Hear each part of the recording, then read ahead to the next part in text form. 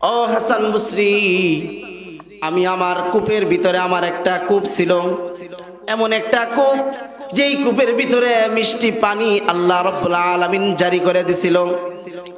এখন আর ওই কূপ থেকে মিষ্টি পানি আর কূপ থেকে উত্তোলন হচ্ছে না। এলাকার মানুষগুলো হাহাকার, কোথায় একটু মিষ্টি পানি পাই। ও হাসান বসরি, আল্লাহর কাছে একটু দোয়া করে দেন, আল্লাহ রাব্বুল আলামিন যেন আমার কূপের পানি আবার উত্তোলন করে দেয়। হাসান বসরি ডাক দিয়ে বলতেছে ওই ব্যক্তিকে, তুমি আল্লাহর কাছে ইস্তিগফার করো, আল্লাহর কাছে তওবা করো। আল্লাহ রাব্বুল আলামিন হয়তোবা তোমার গুনাহ অথবা তোমার এলাকার মানুষদের গুনাহের কারণে, নাফরমানির কারণে আল্লাহ রাব্বুল আলামিন তোমার কূপের পানি বন্ধ করে দিছে। হাসান বসরি রাহমাতুল্লাহি আলাইহি তাকে বলে দিলেন, যাও তুমি তওবা করো, আল্লাহর কাছে মাগফিরাত চাও, এলাকার সকলকে নিয়ে মাগফিরাত চাও। যদি মাগফিরাত চাইতে পারো, আল্লাহ রাব্বুল আলামিন যেই মালিক তোমার কূপের পানি নিতে পারছে, যেই মালিক তোমার কূপের পানি নিছে, ওই মালিক ওই তো কূপের ভিতরে পানি দেয়। আল্লাহর কাছে যদি তুমি ইস্তিগফার করতে পারো, আল্লাহ রাব্বুল আলামিন তোমার কূপের ভিতরে পানি দিয়া দিবেন। হাসান বসরি রাহমাতুল্লাহি আলাইহি ওই ব্যক্তি যখন কূপের সমস্যা সমাধান করার পর আর তার দরবার থেকে উঠে গেল, এমন সময় আরেক ব্যক্তি আইসা বলতেছে, ওগো হাসান বসরি, আমার সন্তান নাই, আমার সন্তান হয় না, মালিকের কাছে একটু দোয়া করুন, মালিক যেন আমার সন্তানের ফয়সালা করে দেয়, সন্তানের ব্যবস্থা করে দেয়। হাসান বসরি তাকেও একই বললেন, মালিকের কাছে ইস্তিগফার করো, বেশি বেশি ইস্তিগফার করো, নিজের গুনাহের কারণে আল্লাহ রাব্বুল আলামিন তোমাকে সন্তান দিতেছে না। এরপর আরেক ব্যক্তি আসলেন, ওগো হাসান বসরি, আমার মাল হারায় গেছে, আল্লাহর কাছে একটু দোয়া করেন, আমার মালটা যেন আমি পাওয়া যাই। আল্লাহর বান্দা হাসান বসরি তাকেও বললেন, যাও ইস্তিগফার করো, ইস্তিগফার করলে আল্লাহ রাব্বুল আলামিন তোমার মালগুলো পাওয়া দিবেন। তাকেও একই কথা বললেন। আরেক ব্যক্তি আইসা বলে, ওগো হাসান বসরি, আল্লাহর বান্দা, আমার বাগান আগুনে জ্বলে পুড়ে ছারখার হয়ে গেছে, আল্লাহর কাছে একটু দোয়া করো, আল্লাহ রাব্বুল আলামিন যেন আমার বাগানের ক্ষতিপূরণগুলোর ব্যবস্থা করে দেয়। এরপর ওই ব্যক্তিকে বললেন, যাও তুমি ইস্তিগফার করতে থাকো, ইস্তিগফার যদি করতে পারো, আল্লাহ রাব্বুল আলামিন তোমার বাগানের ক্ষতিপূরণের ব্যবস্থা করে দিবেন। খানকা থেকে যখন উঠতে গেলেন, এরপর জিজ্ঞেস করলেন তার যে খাদেম ছিলেন, খাদেম বলতেছেন, শায়েখ কি ব্যাপার? আজ যত মানুষ আসলো সবাইকে একটা কথাই বললেন, ইস্তিগফার করো, ইস্তিগফার করো। এক একজনের সমস্যা তো এক এক ধরনের ছিল, কি ব্যাপার? ইস্তিগফার সবারই। আল্লাহর বান্দা হাসান বসরি রাহমাতুল্লাহি আলাইহি বলেন, মানুষ যখন গুনাহ করে, মানুষ যখন নাফরমানি করে, মালিকের নাফরমানি করে, আল্লাহ রাব্বুল আলামিন নাফরমানি করার কারণে তার রিজিকের ভিতরেও ঘাটতি দেয়া দেয়, নাফরমানি করার কারণে তার সমস্ত কিছুর ভিতরে ঘাটতি দেয়া দেয়। এই জন্য মালিকের কাছে যদি নাফরমানি করার ইস্তিগফার, নাফরমানি করার কারণে যেই ভুল সে করছে, এটা যদি সংশোধন করতে পারে, নিজেকে পরিশুদ্ধ করে নিতে পারে, আল্লাহ রাব্বুল আলামিন তার সমস্ত মুসিবতগুলো দূর করে দিবেন। সাহাবায়ে কেরাম রাদিয়াল্লাহু তাআলা আনহুকে শিক্ষা দিয়েছেন, গুনাহ হয়ে গেছে, মাগফিরাত নিয়ে নাও মালিকের কাছ থেকে। আর আল্লাহ রাব্বুল আলামিন কোরআনে কারীমের ভিতরে বলছেন, বান্দা তোমার গুনাহ হয়ে গেছে, তুমি মাগফিরাত করায় নাও, আমি আল্লাহর কাছে মাফ চায় নাও, আমি আল্লাহ তোমার গুনাহ মাফ করে দেব। আল্লাহ রাসূল সাল্লাল্লাহু আলাইহি ওয়াসাল্লাম এক সাহাবীকে লক্ষ্য করে বলতেছেন, ও সাহাবী, আমি মুহাম্মদ দিনে 100 বার ইস্তিগফার করি, 100 বার তওবা করি। সুবহানাল্লাহ। এর মানে এই নয় যে আল্লাহ রাসূল সাল্লাল্লাহু আলাইহি ওয়াসাল্লাম গুনাহ করতেন। আল্লাহ রাসূল সাল্লাল্লাহু আলাইহি ওয়াসাল্লাম এবং সমস্ত নবীরাই মাসুম ছিলেন, নিষ্পাপ ছিলেন। তার ইস্তিগফার করার অর্থ হলো উম্মতদেরকে শিক্ষা দেওয়া। এই জন্য সাহাবায়ে কেরামদেরকে আল্লাহ রাসূল সাল্লাল্লাহু আলাইহি ওয়াসাল্লাম শিক্ষা দিয়েছেন, গুনাহ হয়ে গেছে মালিকের কাছে ইস্তিগফার করো, মালিকের কাছে চাও যে মালিক আমি গুনাহ করে ফেলেছি, আল্লাহ তাআলা তোমাকে মাফ করে দিবেন, সমস্ত কবিরা গুনাহ মাফ করে দিবেন। আল্লাহ রাব্বুল আলামিন কোরআনের ভিতরে বলতেছেন, ও আমার দুনিয়ার বান্দারা, ওয়াসারিউ ইলা মাগফিরাতিম মির রাব্বিকুম ওয়া জান্নাতিন আরদুহাস সামাওয়াতি ওয়াল আরদ উইদ্দাত লিল মুত্তাকিন। মানুষ গুনাহ করে, কিন্তু গুনার জন্য মাগফিরাতের জন্য কোথায় গেলে মাগফিরাত পাওয়া যাবে? নিজের গুনাহগুলো মাগফিরাত করায় নিতে পারবে এমন কোন চিন্তা তার দিলের ভিতরে থাকে না। কি করলে মাগফিরাত হবে, কিভাবে আমি আমার গুনাহ থেকে মাফ করায় নেব, আমার নিজেকে পরিশুদ্ধ করে নেব। আল্লাহ রাব্বুল আলামিন বলতেছেন, বান্দা ওয়াসারিউ ইলা মাগফিরাতিম মির রাব্বিকুম ওয়া জান্নাতিন আরদুহাস সামাওয়াতু ওয়াল আরদ উইদ্দাত লিল মুত্তাকিন। ও দুনিয়ার মানুষ, তোমরা দ্রুতগামী হয়ে যাও নিজের গুনাহগুলো মাফ করানোর জন্য এবং আল্লাহর কাছ থেকে মাগফিরাত নেওয়ার জন্য এবং জান্নাত কামনার জন্য। তোমরা দ্রুতগামী হয়ে যাও, একজন আরেকজনের দ্রুতগামী হয়ে যাও। কেমন জান্নাত তুমি পাবা? আল্লাহ রাব্বুল আলামিন বলতেছেন, এমন জান্নাতের জন্য তোমরা একে অপরের সাথে প্রতিযোগিতা করো। যেই জান্নাতের এমন একটা বড় জান্নাত যেটা আসমান এবং জমিন এর মাঝে যেই পরিমাণ দূরত্ব আছে, যেই পরিমাণ বিস্তৃত আছে, এমন একটা জান্নাতের জন্য তুমি একে অপরের সাথে প্রতিযোগিতা করতে লাগো। সাহাবায়ে কেরাম রাদিয়াল্লাহু তাআলা আনহুর দিকে যদি তাকাই, সাহাবায়ে কেরাম রাদিয়াল্লাহু তাআলা আনহু ওনারা একে অপরের সাথে প্রতিযোগিতা করতেন, কে কার থেকে আমলের দিক দিয়া, কে কার থেকে অগ্রগতি হয়, কে কার থেকে আমলের দিক দিয়া আগায় যাইতে পারে। সাহাবায়ে কেরামদের একটা গুণ, আমার আমল যেন তার আমলের থেকেও বেশি হয়ে যায়। এই যে একটা প্রতিযোগিতা, এটা সাহাবায়ে কেরামের একটা গুণ। আল্লাহ রাসূল সাল্লাল্লাহু আলাইহি ওয়াসাল্লাম সাহাবীদেরকে শিক্ষা দিলেন, ও আমার সাহাবীরা, গুনাহ হয়ে গেছে, আল্লাহর কাছে মাগফিরাত করায় নাও। নিজের আমলটাও অন্যের থেকে, নিজের আমলটা যেন বেশি ভালো হয়ে যায়, তোমার আমলটা যেন অন্যের আমলের থেকে বেশি হয়, এই জন্য একে অপরের সাথে প্রতিযোগিতা করতে থাকো। আল্লাহ রাব্বুল আলামিন কোরআনের ভিতরে বলতে লাগলেন, কোরআনের ভিতরে বললেন, ও দুনিয়ার মানুষ, তোমরা একে অপরের সাথে প্রতিযোগিতা করো, দ্রুতগামী হয়ে যাও দুইটা বস্তু উপার্জন করার জন্য, দুইটা বস্তু হাসিল করার জন্য। কি এমন দুইটা বস্তু? যেই দুই বস্তুর জন্য আল্লাহ রাব্বুল আলামিন স্বয়ং বলতেছেন, ও বান্দারা, দুইটা বস্তু তোমরা পাবার জন্য, দুইটা বস্তু হাসিল করার জন্য তোমরা দ্রুতগামী হয়ে যাও। একটা বস্তু হলো আমি আল্লাহর মাগফিরাত চায় নাও, আমি আল্লাহর কাছে মাগফিরাত করায় নাও। আরেকটা বস্তু হলো তুমি জান্নাতের মালিক হয়ে যাও। এই জন্য আল্লাহ রাব্বুল আলামিন স্বয়ং বলতেছেন, বান্দা দুইটা জিনিস উপার্জন করো। এই দুই জিনিস উপার্জনের জন্য, দুইটা বস্তু উপার্জন করার জন্য তোমরা একে অপরের সাথে প্রতিযোগিতা করতে থাকো, একে অপরের সাথে প্রতিযোগিতা করো, কে কার আগে এই দুই বস্তু উপার্জন করতে পারো। কি বস্তু? একটা হচ্ছে আল্লাহর মাগফিরাত, আরেকটা হচ্ছে আল্লাহ রাব্বুল আলামিন যে জান্নাত আমাদের জন্য, তার বান্দার জন্য তৈরি করে রেখেছেন, সেই জান্নাত হাসিল করার জন্য। এই জন্য সাহাবায়ে কেরাম রাদিয়াল্লাহু তাআলা আনহু ওনারা প্রতিযোগিতা করতেন, কার থেকে বেশি আমল করে জান্নাতের মালিক হওয়া যায়। আল্লাহর নবী মুসার একটা ঘটনা বলতেছি।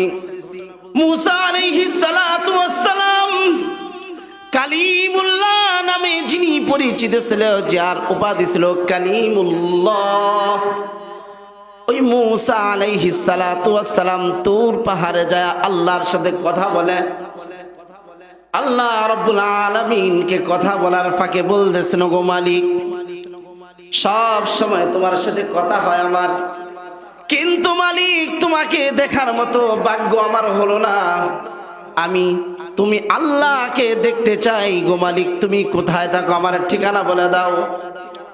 মূসাকে ডাক দিয়ে আল্লাহ বলেন, ও মূসা, আমি ওই ব্যক্তির অন্তরে থাকি যেই ভালো অন্তর, পরিশুদ্ধ অন্তর, তার অন্তরের ভিতরে আমি আল্লাহ বিরাজমান।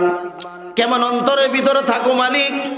ওই অন্তরের ভিতরে থাকি যে অন্তরটা আমার ভালোবাসার জন্য পাগল পারা, আর যার অন্তরটা আমি আল্লাহর ভয়ে প্রকম্পিত হয়, এমন অন্তরওয়ালা, দিলওয়ালা, পরিশুদ্ধ আত্মা যার দিলের ভিতরে আছে আমি আল্লাহ তার দিলের ভিতরে বিরাজমান। মূসা আলাইহিস সালাতু ওয়াস সালামের এই ঘটনাটা হযরত আশরাফ আলী থানভী রাহমাতুল্লাহি আলাইহি বর্ণনা করেন, কিতাবের ভিতরে লিখছেন ভালো মানুষ সম্পর্কে। এমন দিলওয়ালা মানুষ, এমন দিলওয়ালা মানুষ কোথায় পাওয়া যাবে? থানভী রাহমাতুল্লাহি আলাইহি কিতাবের ভিতরে লিখছেন, লোকমান হাকিম আলাইহিস সালাতু ওয়াস সালাম, যিনি আল্লাহ রাব্বুল আলামিন যাকে অসংখ্য জ্ঞানের ভান্ডার দান করেছিলেন, লোকমান হাকিম রহমাতুল্লাহ সাল্লাল্লাহু আলাইহি ওয়াসাল্লাম, লোকমান হাকিম তিনি বলতেছেন, আমি আল্লাহ রাব্বুল আলামিনের 400 কিতাব, আমি 400 আসমানি কিতাব গবেষণা করে আমি 4টা জিনিস পাইছি। যেই অন্তরের ভিতরেই 4টা জিনিস থাকবে, 4টা জিনিস বিরাজমান থাকবে, ওই অন্তরটাই হলো আল্লাহ তাআলার কাছে সব থেকে বেশি পছন্দের অন্তর। আল্লাহ রাব্বুল আলামিন যে অন্তরের কথা বলছেন, ওই 4 গুণওয়ালা অন্তর যার আছে, ওটাই হলো আল্লাহ রাব্বুল আলামিনের পছন্দের অন্তর। ওই 4টা জিনিসের ভিতর থেকে লোকমান হাকিম বলতেছেন, 2টা বিষয় এমন যেই 2 বিষয় মানুষ বান্দা সব সময় স্মরণ রাখবে, আর 2টা বিষয় এমন যেই 2টা বিষয় সদা সর্বদা ভুলে থাকবে, এমন 4টা বিষয়। লোকমান হাকিম বলতেছেন, 2টা বিষয় এমন যেই 2 বিষয় সর্বদা তার অন্তর স্মরণ থাকবে, তার মধ্য থেকে একটা বিষয় হলো জিক্রুল্লাহ, যেই অন্তরটা আল্লাহ রাব্বুল আলামিনের জিকির সদা সর্বদা যেই অন্তরের ভিতরে থাকবে, এমন অন্তর মানুষ চলতে থাকবে, তার অন্তরের ভিতরে জিকির চালু থাকবে। মানুষ শোয়া অবস্থায় থাকবে, তার অন্তরের ভিতরে জিকিরে থাকবে। মানুষ দাঁড়ানো অবস্থায় থাকবে, তার অন্তরের ভিতরে জিকিরে থাকবে। মানুষ ঘুমন্ত থাকবে, তার অন্তরের ভিতরেও আল্লাহ রাব্বুল আলামিনের জিকির চালু থাকবে। এখন প্রশ্ন হয়, একজন মানুষ যদি এত জিকিরের ভিতরে থাকে, মানুষ কথাবার্তা বলবে কখন? নিজের প্রয়োজনগুলো প্রকাশ করবে কখন? এর ব্যাখ্যায় বুজুর্গানে কেরাম এই জিকিরের ব্যাখ্যা করতেছি, এই ব্যাখ্যা করতেছেন, এই জিকির হচ্ছে কলবের জিকির, এটা হচ্ছে জিহ্বার জিকির নয়, এটা হচ্ছে কলবের জিকির। কোন মানুষ যদি তার কলবটা এমন হয় যে এই কলবের ভিতরে সদা সর্বদা আল্লাহর স্মরণ থাকে, তার দ্বারা কোনো গুনাহ করা সম্ভব না। আল্লাহ রাব্বুল আলামিন কোরআনের ভিতরে বলতেছেন, ও আমার বান্দারা, সকাল থেকে সন্ধ্যা পর্যন্ত আমি আল্লাহর জিকির করো, আবার সন্ধ্যা থেকে সকাল পর্যন্ত আমি আল্লাহর জিকির করো। কোন জিকির করবা? তোমার দিলটা সদা সর্বদা যেন তোমার দিলের ভিতরে কলবের জিকির আমি আল্লাহর জন্য সদা সর্বদা চালু থাকে। আরেকটা বিষয় যেটা তুমি সব সময় মনে রাখবা, এটা হলো মৃত্যুর স্মরণটা তুমি সব সময় অন্তরের ভিতরে চালু রাখবা। আল্লাহ রাসূল সাল্লাল্লাহু আলাইহি ওয়াসাল্লাম হাদিসের ভিতরে বলতেছেন, কোন মানুষ যদি এমন হয় দিলের ভিতরে আল্লাহর জিকির, কলবের ভিতরে জিকির চালু থাকে, আর সর্বদা তার স্মরণে মৃত্যু থাকে, তার দিকে গুনাহ জবান দিয়ে গুনার কোনো কথা বের হবে না, তার হাতগুলো কোনো গুনার দিকে হাত বাড়াবে না, পায়ের কদমটা আল্লাহ নারাজ হয়ে যায়, আল্লাহ নিষেধ করছে গুনাহের কাজের দিকে তার কদমটা বাড়াবে না। এই জন্য দুইটা গুণের অধিকারী, দুইটা বিষয় যে সদা সর্বদা চালু রাখবে, তার দ্বারা আল্লাহ রাব্বুল আলামিনের নাফরমানি কখনোই হবে না।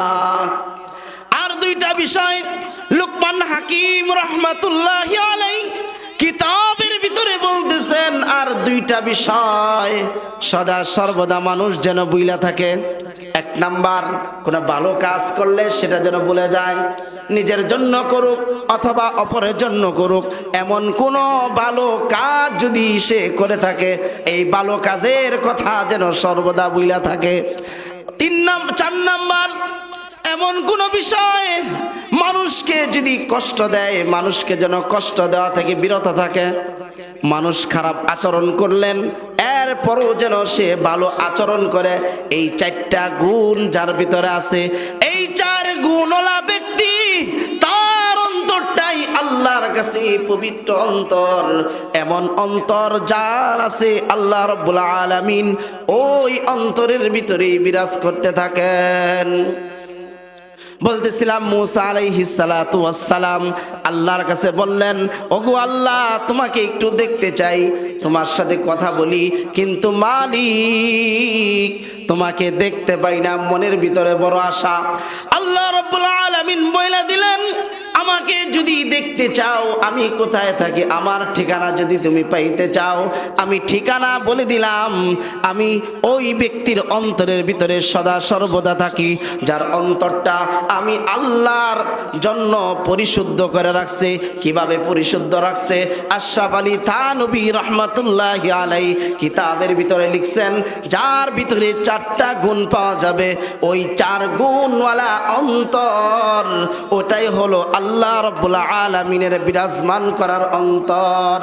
1 নাম্বার গুণ, সর্বদা আল্লাহর জিকির তার কলবের ভিতরে চালু থাকবে। 2 নাম্বার গুণ, সর্বদা মৃত্যুর কথা স্মরণ রাখবে। 2টা বিষয় বইলা থাকবে। 1 নাম্বার, কোন ভালো কাজ করলে ভালো কাজের বিষয়টা আমি অমুক করেছি, আমি তমুক করেছি, এই ভালো কাজটাও সে বলে থাকবে।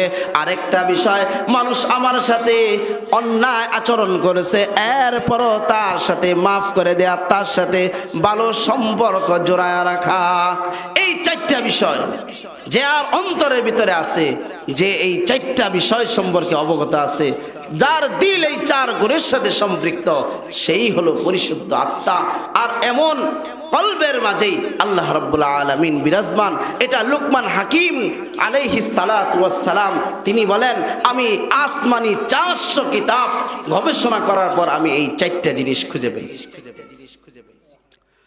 আল্লাহ রাব্বুল আলামিন মানুষ যদি ইস্তিগফার করে, মানুষ যদি তার মাগফিরাত চায় না, রিজিকের ভিতরে বরকত দেয়া দেয়। মানুষ যদি ইস্তিগফার না করে, নাফরমানি থেকে আল্লাহর কাছে মাগফিরাত না নেয়, রিজিকের ভিতরে ঘাটতি দেয়া দেয়। কেমন রিজিকের ভিতরে ঘাটতি দেয়া দেয়? হাসান বসরি রাহমাতুল্লাহি আলাইহি এর খানকার ভিতরে এক সময় এক হাসান বসরির কাছে আয়েশা বলতেছেন এক লোক, ও হাসান বসরি, আমি আমার কূপের ভিতরে, আমার একটা কূপ ছিল, এমন একটা কূপ যেই কূপের ভিতরে মিষ্টি পানি আল্লাহ রাব্বুল আলামিন জারি করে দিছিল। এখন আর ওই কূপ থেকে মিষ্টি পানি আর কূপ থেকে উত্তোলন হচ্ছে না। এলাকার মানুষগুলো হাহাকার, কোথায় একটু মিষ্টি পানি পাই? ও হাসান বসরি, আল্লাহর কাছে একটু দোয়া করে দেন, আল্লাহ রাব্বুল আলামিন যেন আমার কূপের পানি আবার উত্তোলন করে দেয়। হাসান বসরি ডাক দিয়ে বলতেছে ওই ব্যক্তিকে, তুমি আল্লাহর কাছে ইস্তিগফার করো, আল্লাহর কাছে তওবা করো। আল্লাহ রাব্বুল আলামিন হয়তোবা তোমার গুনাহ অথবা তোমার এলাকার মানুষদের গুনাহের কারণে, নাফরমানির কারণে আল্লাহ রাব্বুল আলামিন তোমার কূপের পানি বন্ধ করে দিছে। হাসান বসরি রাহমাতুল্লাহি আলাইহি তাকে বান্দাকে বলে দিলেন, যাও তুমি তওবা করো, আল্লাহর কাছে মাগফিরাত চাও, এলাকার সকলকে নিয়ে মাগফিরাত চাও। যদি মাগফিরাত চাইতে পারো, আল্লাহ রাব্বুল আলামিন যেই মালিক তোমার কূপের পানি নিতে পারছে, যেই মালিক তোমার কূপের পানি নিছে, ওই মালিক ওই তো কূপের ভিতরে পানি দেয়। আল্লাহর কাছে যদি তুমি ইস্তিগফার করতে পারো, আল্লাহ রাব্বুল আলামিন তোমার কূপের ভিতরে পানি দিয়া দিবেন। হাসান বসরি রাহমাতুল্লাহি আলাইহি বলতেছেন, মানুষ যদি চাইতে পারে, মালিকের কাছে চাইতে পারে, মালিক আসমানের দরজাগুলো খুলে দেয়।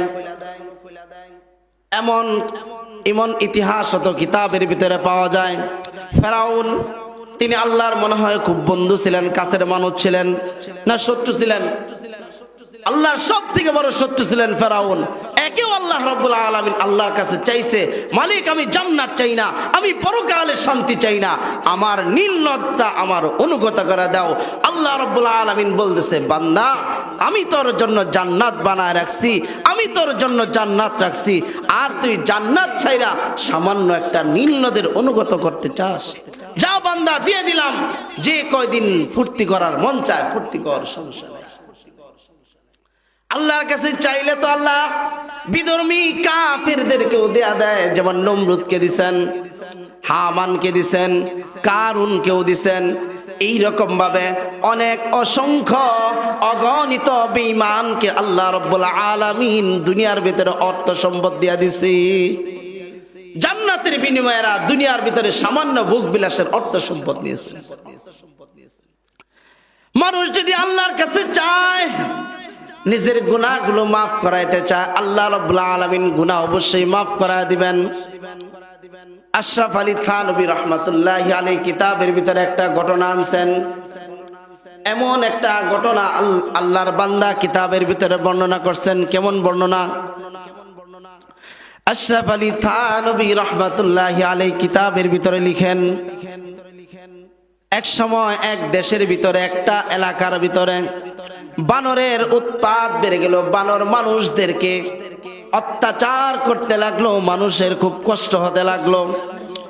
মানুষেরা সকলে একত্রিত হয়ে চাইলেন বানরের উৎপাতগুলো কিভাবে বন্ধ করা যায়, বানরের উৎপাতগুলো বন্ধ করতে হবে। কিভাবে বন্ধ করা যায়? বানরের উৎপাত বন্ধ করার জন্য পরামর্শ করলেন। কি পরামর্শ?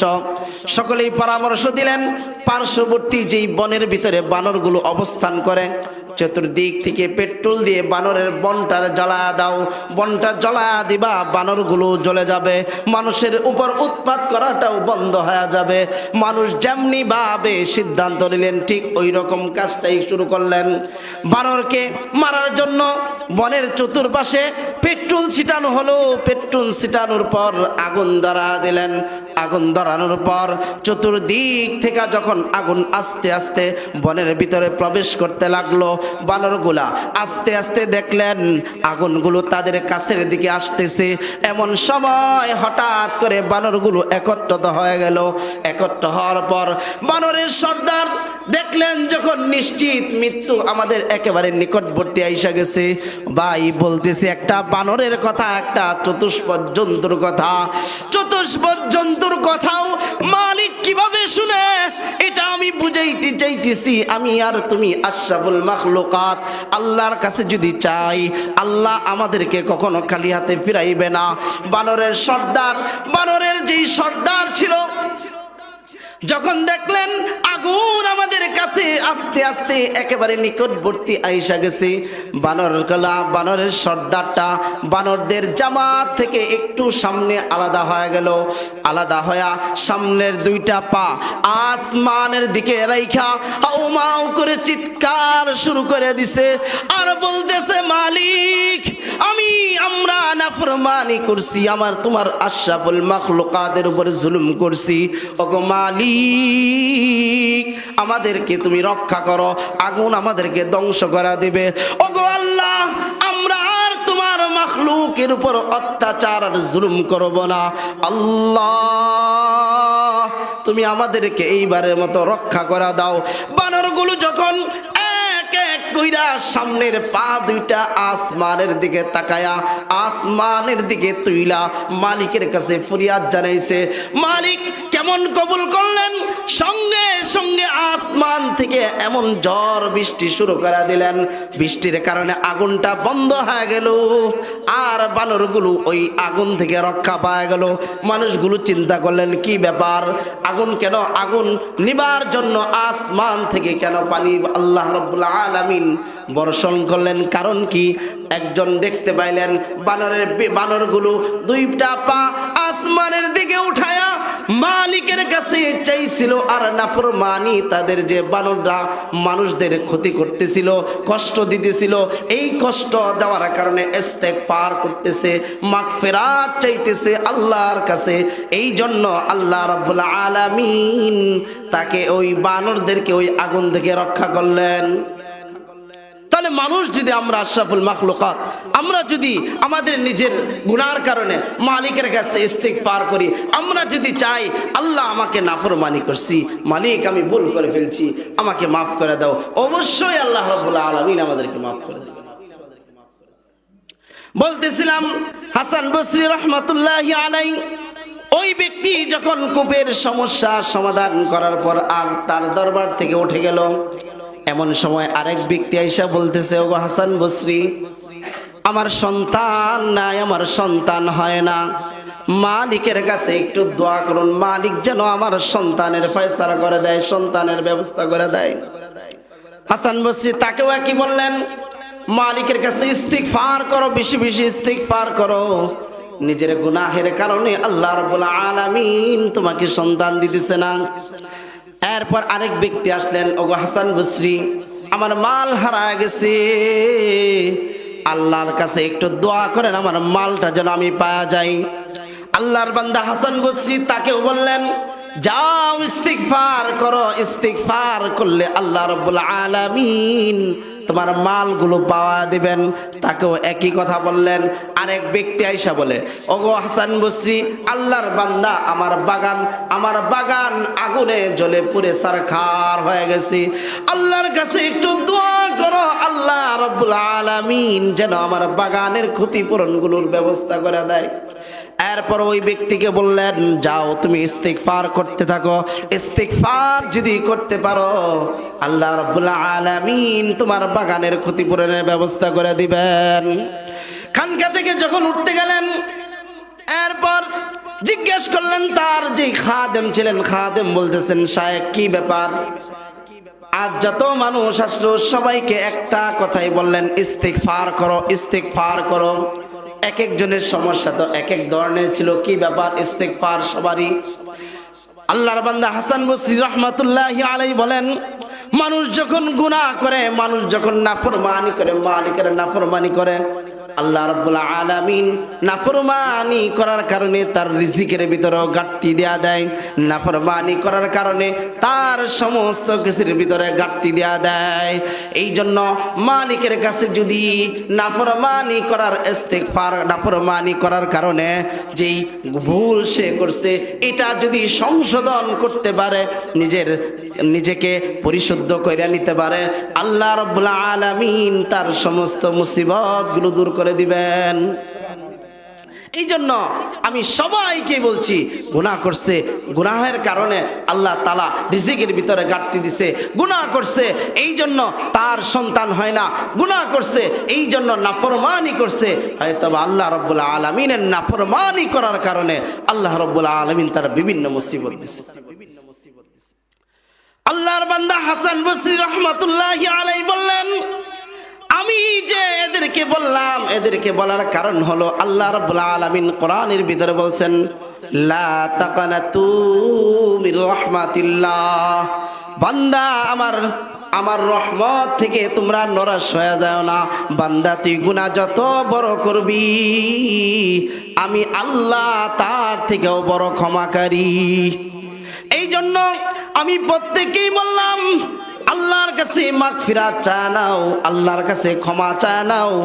আল্লাহ তাআলা মাগফিরাত আর ক্ষমা যদি তোমাকে করে ফেলতে পারে, আল্লাহ রাব্বুল আলামিন তোমার সমস্ত মুসিবতগুলো দূর করে দিবেন। ছোট্ট আরেকটা ঘটনা বলে শেষ করতেছি। কিতাবের ভিতরে পাওয়া যায় এমন একটা ঘটনা পাওয়া যায়। কেমন ঘটনা পাওয়া যায়?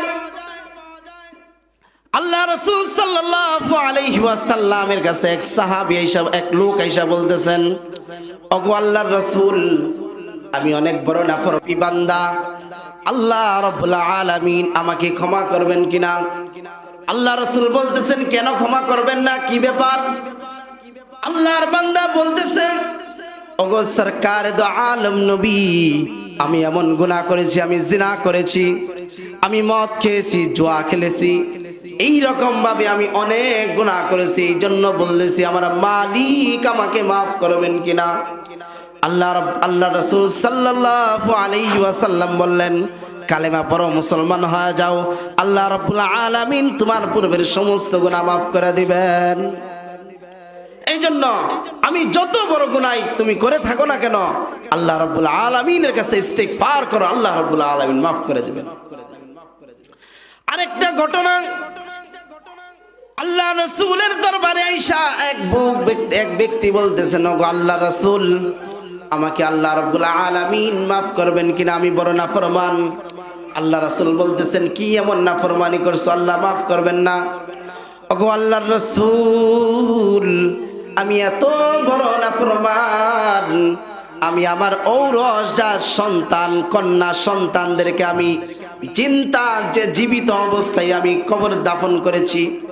জীবিত থাকা অবস্থায় আমি আমার কন্যা সন্তানদেরকে দাফন করছি। এমন নিষ্ঠুর আমি, এমন পাষাণ বাবা আমি, এমন নিষ্ঠুর কাজ আমি আমার মালিকের সামনে করেছি, আমার মালিক আমাকে মাফ করবেন কিনা? এরপর বলতেছেন, ওগো সরকার দো আলম নবী, এই 2-4 দিন বা কিছুদিন আগের একটা কথা আমি আপনাকে বলতেছি। আমি দূর দেশে সফরে গিয়েছিলাম। আমি সফরে যাওয়ার সময় আমার স্ত্রী অন্তঃসত্ত্বা ছিলেন। আমার স্ত্রী আমি আর অনুপস্থিতিতে যেই সন্তান ভূমিষ্ঠ হয়েছে তার থেকে সেটা ছিল একটা কন্যা সন্তান। কন্যা সন্তান ভূমিষ্ঠ হওয়ার পর আমি সফর অবস্থায় সফরের হালতে ছিলাম দীর্ঘ একটা লম্বা সময়। দীর্ঘ সময় সফরে থাকার কারণে আমার কন্যা সন্তানটা আস্তে আস্তে বড় হতে লাগলো। এরপর যখন আমি সফর থেকে আসলাম, সফর থেকে আসার পর দেখি আমার ঘরের ভিতরে ফুটফুটে একটা কন্যা সন্তান আল্লাহ রাব্বুল আলামিন দান করছেন। এমন একটা সন্তান এমন একটা বয়সের ভিতরে উপনীত হয়েছি যে আমাকে আব্বু আব্বু বইলা আমার কাছে আসতে পারে, বাবা ডাক দিয়ে আমার কলিজাটা শীতল করার মতো বয়সে উপনীত হয়েছে। যখন আমি বাহির থেকে আমার বাসায় ঢুকি, আমি যখন বাহির থেকে বাসায় আসি, আব্বা আব্বা বইলা আমি যখন গর্মাক্ত অবস্থায় থাকি, আমার ওই ছোট্ট একটা কোমলমতি সন্তান আমার জন্য ঠান্ডা পানি আগায় নিয়ে আসে আর আমাকে ঠান্ডা পানি পান করায়। এমন একটা ফুটফুটে সন্তান আল্লাহ রাব্বুল আলামিন আমাকে দান করছে। আর মাও আমার অনুপস্থিতিতে এমন খেদমতগুলো শেখায় রাখছে যাতে করে আমি বাবার অন্তরের ভিতরে, দিলের ভিতরে কন্যার প্রতি মায়া বৈশা যায়। ওগো সরকার দো আলম নবী, আমি এত বড় নাফরমান, এত বড় নাফরমান। ওই কন্যা সন্তান এত মায়া করত, এত মহাব্বত করত। একদিন খেলা দেখানোর উদ্দেশ্য করে আমি মরুপ্রান্তরে নিয়ে গেলাম, মরুভূমির প্রান্তরে নিয়ে গেলাম। নেওয়া যাওয়ার পর মরুভূমির ভিতরে আমি কোদাল দিয়ে একটা গর্ত করতে লাগলাম। আমি দেখতে পাইলাম আমার শরীর থেকে যখন ঘাম ঝরতেছে, ওই সময়ের ভিতরেও আমার ওই ছোট্ট কন্যা সন্তান বাবা বাবা বলে আমার ঘামগুলো তার ওড়না দিয়ে মুছতে লাগতেছে আর বলতেছে, ওগো বাবা, তোমার এই কষ্ট করার কি প্রয়োজন? তোমার যদি এখানে গর্ত করার প্রয়োজনই হইতো, তুমি একটা শ্রমিক কেন সাথে আনলা না? বাবা, তোমার কষ্ট দেখে আমার খুব কষ্ট হচ্ছে। বারবার আমি নাফরমান বাবার কাছে আসে আর আমি বাবার ঘামগুলো মুইসা দিতেছি। এমন করুণ দৃশ্য আমি যখন দেখলাম, আমি এত বড় নাফরমান, আমি এত বড় নাফরমান গো নবী। ওই সময়ের ভিতরেও আমার দিলের ভিতরে সামান্য মায়া আসে নাই। গর্ত খোঁড়া শেষ, গর্ত যখন পরিপূর্ণ খোঁড়া শেষ হয়ে গেল, আমি তখন আমার কন্যাকে ডাক দিলাম, মা এদিকে আসো। আমার কন্যাটা ওই সময় আসার পরও বুঝতে পারে নাই আমি নিষ্ঠুর বাবা তার সাথে কি আচরণ করতে যাইতেছি। ওই সময় আয়েশা আমি বাবার চেহারার ভিতরে দুলি কালো দুলি বালু লাগা ছিল এবং কি ঘাম ঝরতেছিল। ওই সময় আমার ঘাম তার ওড়নার আঁচল দিয়ে মুছতেছে আর বলতেছে, ও বাবা এত কষ্ট তুমি কেনই বা করলা মরু প্রান্তরে, এই মরুভূমির ভিতরে কেন এত বড় গর্ত করলাম? ওই ব্যক্তি বলতেছে, ওগো আল্লাহর রাসূল আমি কত বড় নাফরমান আপনাকে বলি। ওই সময়ের ভিতরে ওই ছোট্ট কচি মেয়েটার ঘাড় ধাক্কা দিয়ে আমি গর্তের ভিতরে ফালা দিলাম। গর্তের ভিতরে যখন আমি ফালা দিছি, ফালানোর পর আমি পাথর নিক্ষেপ করতে লাগলাম আর মাটি দিয়া ভরতে লাগলাম। গর্তের ভিতর থেকে আমার মেয়ে আমাকে বলতেছে, ও বাবা আমাকে তুমি এইভাবে হত্যা করো না, আমাকে যদি তোমার ভালো না লাগে গো বাবা আমাকে এখান থেকে ছেড়ে দাও, দূর দেশে চলে যাব, অন্য কোথাও চলে যাব। ও গো বাবা তোমার সন্তান, তোমার ঔরসজাত সন্তান আমি মানুষের কাছে বলবো না। ও গো বাবা আমাকে মৃত্যুর হাত থেকে তুমি মুক্তি দেয়া দাও। এমন যখন আর্তনাদ করতে লাগতেছে, সরকারে দো আলম নবী ওই সময়ের ভিতরে আমার দিলের ভিতরে যার্রা পরিমাণ মায়া আমার ওই কচি মেয়ের জন্য আসে নাই। ওই সময় আমি আমার মেয়েটাকে দাফন করে দিলাম। ওগো আল্লাহর নবী আপনি বলে দেন, এমন নাফরমান বাবা, এত নিষ্ঠুর বাবা আল্লাহর জমিনে আল্লাহ রাব্বুল আলামিন আরেকটা বানাইছে কিনা? ওগো নবী এই জন্যই আমি বলতেছি আল্লাহ রাব্বুল আলামিন আমার মতো নাফরমানকে মাফ করবেন কিনা? দুনিয়ার বাবারা চায় কন্যা সন্তান বাবা বলে ডাক দিলে তার কলিজা ঠান্ডা হয়ে যায়, কিন্তু আমি এত বড় নাফরমান, এত নাফরমানি করছি, আমার ওই সন্তানটাকেও আমি দাফন করে দিছি। আল্লাহ রাসূলের কাছে বলতেছে আল্লাহ আমাকে মাফ করবে কিনা? ওই সময় আল্লাহ রাসূল সাল্লাল্লাহু আলাইহি ওয়াসাল্লাম বললেন, ও তুমি যদি আল্লাহর কাছে ইস্তিগফার করো, খালিস দিলে তওবা করো, আল্লাহ রাব্বুল আলামিন তোমার এই গুনাহটাও মাফ করে দিবেন। তো মুহতারাম হাজিরিন বলতেছিলাম আল্লাহ রাব্বুল আলামিন মুসলমানদের সব থেকে বড় একটা দোষ, বড় একটা দুর্বলতা যে মানুষ মুসলমান আমরা গুনাহ করি কিন্তু আল্লাহর কাছে ইস্তিগফার করি না, আমরা গুনাহ করি আল্লাহর কাছে মাফ চাই না। এই জন্য আল্লাহ রাব্বুল আলামিন আমার রিজিকের ভিতরে ঘাটতি, আমার ব্যবসা বাণিজ্যের ভিতরে ঘাটতি, আমার সব কিছুর ভিতরেই আল্লাহ রাব্বুল আলামিনের যে ঘাটতি আর ঘাটতি এর একমাত্র কারণ হলো আমি আল্লাহর নাফরমানি, আল্লাহর জমিনের ভিতরে থেকে আল্লাহর নাফরমানি করতেছি। এই জন্য আল্লাহ রাব্বুল আলামিন আমাকে সন্তান দিচ্ছে না, আল্লাহ রাব্বুল আলামিন আমার ব্যবসার ভিতরে বরকত দিচ্ছে না, আল্লাহ রাব্বুল আলামিন আমার পরিবারের ভিতরে শান্তি দিচ্ছে না। এই জন্য উচিত হলো সদা সর্বদা আল্লাহর কাছে ইস্তিগফার করা আর আমার সমস্ত সমস্যাগুলো আল্লাহ রাব্বুল আলামিন আমার ইস্তিগফারের মাধ্যমে মাফ করে দিবেন।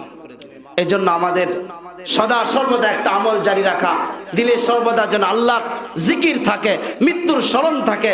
আর দুইটা গুণ, যে একটা গুণ হলো ভালো কাজ করার পরে আমি সেই ভালো কাজের কথা বলে যাব। আরেকটা মানুষ আমার সাথে অন্যায় আচরণ করছে, আমি তার সাথে ভালো আচরণ করব।